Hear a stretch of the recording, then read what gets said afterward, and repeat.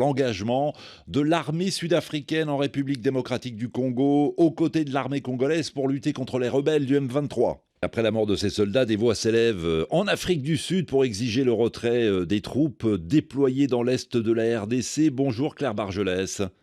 Bonjour. Correspondante de RFI à Johannesburg, de quelle façon l'Afrique du Sud s'est-elle engagée en RDC et quelles sont concrètement ses missions ? Alors l'Afrique du Sud est militairement présente en RDC sous deux bannières. D'une part, elle participe à la MONUSCO, la mission des Nations Unies qui, avec ses forces de maintien de la paix, tente de stabiliser le pays, mais devrait progressivement se retirer. Selon les derniers chiffres de l'ONU, l'Afrique du Sud est parmi les principaux contributeurs de cette mission en termes de personnel militaire, avec un peu plus de 1000 soldats. Et puis d'autre part, elle fournit aussi le plus gros contingent de soldats à la force de la SADC, la communauté de développement d'Afrique australe, communauté dont font partie Pretoria et Kinshasa. À la grande satisfaction du gouvernement congolais, cette force déployée depuis plus d'1 an a pris le relais sur celle de la communauté d'Afrique de l'Est, communauté dont le Rwanda fait partie. Et elle doit aussi, dans un avenir plus ou moins proche, remplacer la MONUSCO. C'est un haut gradé sud-africain qui est à la tête de cette mission, qui porte le nom de Sami DRC.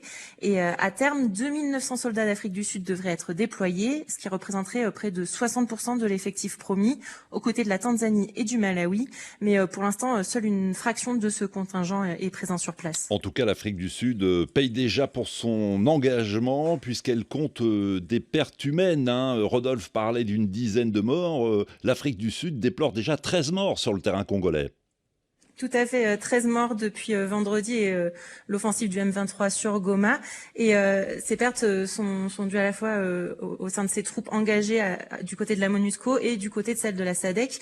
Et puis des pertes avaient déjà été déplorées l'année dernière, au moins 7 selon les différents communiqués de l'armée sud-africaine. Ce qui alimente d'ailleurs, Claire Bargelès, je le disais tout à l'heure en préambule, les critiques en Afrique du Sud, des critiques qui ne cessent d'enfler dans le pays face à cet engagement.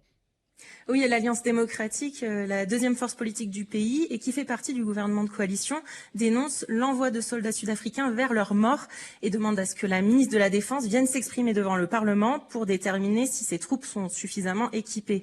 Car en fait, c'est la principale critique qui est faite à l'ANC, c'est d'avoir une armée sous-financée et de vouloir s'engager au-delà de ses moyens avec des hélicoptères en maintenance ou un manque de munitions sur place, alors qu'en face, les soldats ont affaire à un M23 pour sa part bien équipé et soutenu par la puissance rwandaise sur un terrain déjà si complexe et où de précédentes missions ont déjà échoué. Alors d'autres partis d'opposition comme l'IFF ou le MK se sont joints au concert de critiques, tout comme le syndicat des militaires. Ouais. Claire Bargelès, est-ce que le gouvernement pourrait rappeler le contingent déployé en RDC ? C'est un scénario possible, Claire Bargelès ? Pour l'instant, la mission de la SADC a été prolongée jusqu'à la fin de cette année. Et puis pour le gouvernement sud-africain, qui n'hésite pas à condamner directement le Rwanda, ces opérations représentent un devoir de solidarité envers un autre pays de la SADC et aussi une responsabilité de maintien de la paix sur le continent.